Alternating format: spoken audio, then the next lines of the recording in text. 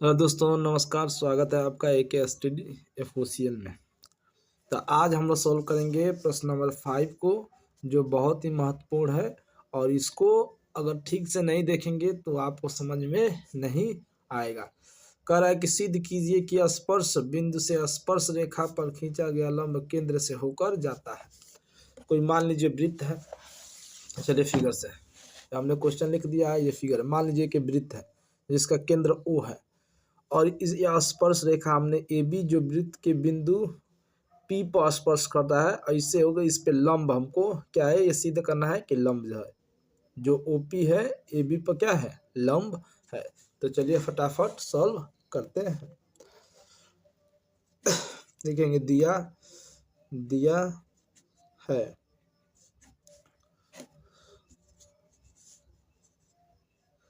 लिखेंगे स्पर्श स्पर्श रेखा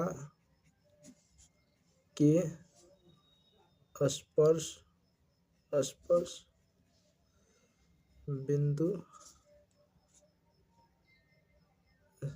स्पर्श बिंदु स्पर्श रेखा पर देखो, स्पर्श रेखा पर स्पर्श बिंदु से खींचा गया लंब केंद्र से होकर जाता है। ये दिया है, यानी हमको सिद्ध करना है। यहाँ पे लिख देंगे सिद्ध करना क्या सिद्ध करना है कि जो OP होगा, OP लंब होगा किस पे, AB पर। थोड़ा ध्यान दीजिए कि हम मान लीजिए कि ये OP से होकर नहीं जाता है। हम मान लेंगे इसको, इस प्रश्न को समझने के मान लीजिए कि ये वृत्त का केंद्र O से नहीं कोई और केंद्र है, उससे होकर जाता है। इसको मान लीजिए यहाँ पर कि यहाँ से, यानी इसको मान लीजिए O डैश, ये मान लीजिए। लिखेंगे यहाँ पर माना कि स्पर्श रेखा AB वृत्त के O डैश से होकर जाता है। अतः क्या हो जाएगा, जो ये OP O डैश P, ये क्या हो जाएगा, अगर जाता है तो ये लंब होगा। अगर ये लंब होगा तो इसका भी मान क्या होगा, 90 डिग्री। यानी हम लिख सकते हैं कि एंगल O डैश PB बराबर 90 डिग्री। समीकरण नंबर 1। अब देखिए कि जो OPB है ना, ये लंब है, तो इसका ये लंब है तो ये भी मान लीजिए 90 डिग्री का होगा कि नहीं होगा। हम प्रमेय 10 से कह सकते हैं, प्रमेय 10.1 से कि वृत्त की त्रिज्या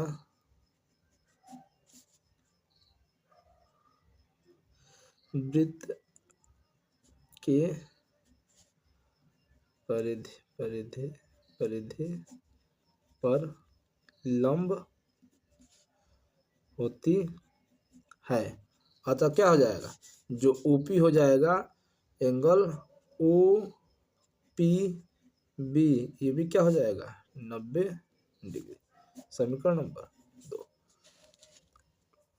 इन दोनों समीकरण की तुलना के जैसे लिखिए समीकरण 1 व समीकरण 2 से।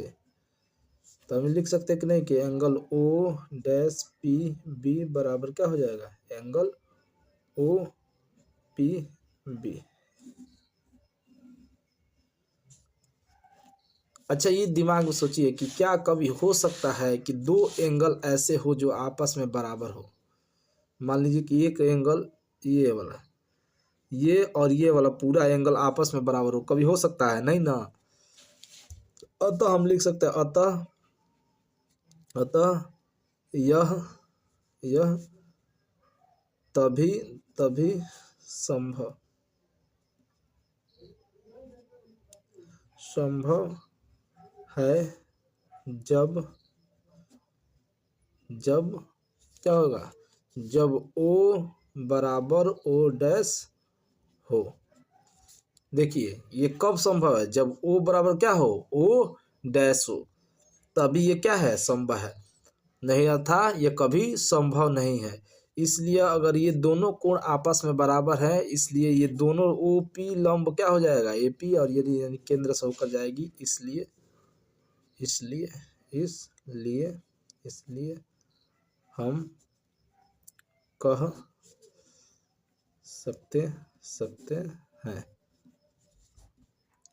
जो हो क्या होगा, ओ पी लंब होगा किस पर, ए बी पर।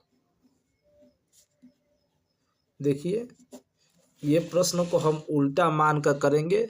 अगर इस तरह से देखिए, ये बहुत, ये कहीं आप चाहे तो किसी तरह से देख सकते हैं, इसका सॉल्यूशन यही मिलेगा, है ना।